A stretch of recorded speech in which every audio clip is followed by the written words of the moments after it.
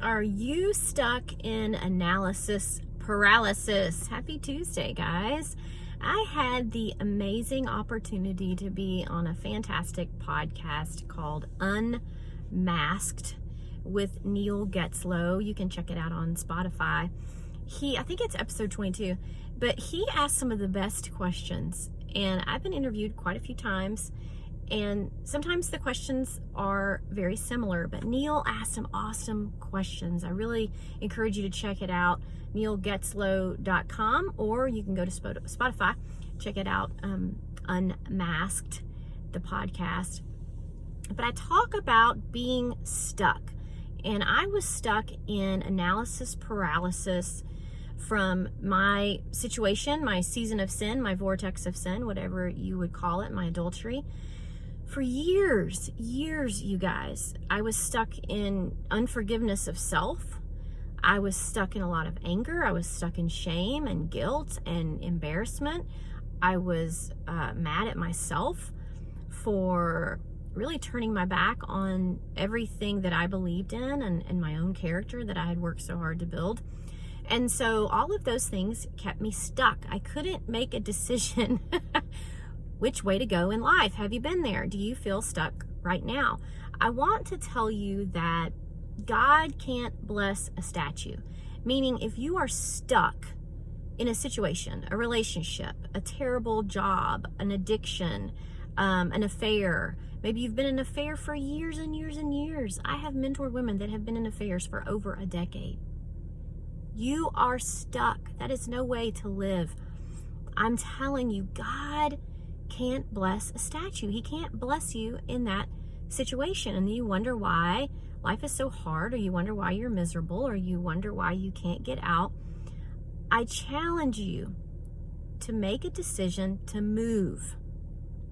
Make a decision one way or the other. Get off the fence. Because here's the thing, even if it's the wrong decision, quote unquote, God can redirect your path. Meaning, God can work with you if you are moving in a direction. God can't work with someone that's just stuck and stagnant. And so I really encourage you to move. God would have never done anything with me and my story if I had not moved. If I had not said, okay, God, I hear you. I'm going to take these steps. And it wasn't a perfect journey. There were lots of potholes in my journey and backslides. It's not going to be perfect. You know, God doesn't call us to be perfect. He calls us to have a heart for Him and to seek Him, right? Love me with all your heart, and then love others, right?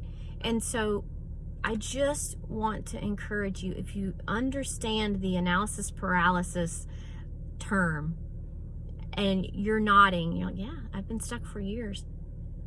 Choose different. It's a choice. And God is a turner. I swear He's a turner. If He can take my messy, yucky situation that was so ugly and turn it and use it for good, I really can't think of one thing on this planet that He couldn't turn and use for good. I know a dear friend who was human trafficked for years and years and years. Horrific things happened to her. He has turned her story and is using her story for good to help others. So don't tell me that whatever you're walking through is just the most horrible, horrific, terrible thing ever and God can't use it. That's a lie. That is a lie to keep you stuck. So I will get off my soapbox. I apologize. I just am so passionate about that because I want you to have a better tomorrow. I want you to choose different so you can have a better tomorrow. Go to my website, go to choosedifferent.org. Check out some of the things there. That's why I have my podcast, to talk to people who were once stuck and felt like their life was impossible and that God couldn't use them for anything, and no one believed in them, much like my story. And then God came in, but God, and turned it for the good. Okay? So check out Everyone Has a Voice. Check out neilgetzlow.com. This man is amazing. His book is called Unmasked. He overcame addiction to pornography, to prostitution. He was in it for years and years and years. And then he was an atheist. He did not believe in God, you guys. And then within a year, like a short period of time, the year 2020, when everyone was masking up, right? We were masking up for the virus, the Rona. He was unmasking spiritually, unmasking his sin, coming out with his truth. And now he has a podcast. He has some amazing stuff. So start seeking people that have overcome terrible situations. If you feel like you are so alone, no one's ever experienced what I've experienced, no one understands, that is the biggest lie. I can say that because I felt that way. That's what the enemy does. He makes us feel isolated. He makes us feel like we're the only one. That is a lie. The Bible itself says, know that your brothers and sisters are going through the same trials. That's basically saying you are not alone. Your brothers and sisters all over the globe, not just the USA, all over the globe, guys, are going through the same trials and tribulations. The devil is not very smart. He's got a small bag of tricks. Is he tricky? Yes. But his bag of tricks is really smart. I mean, really small. Really small.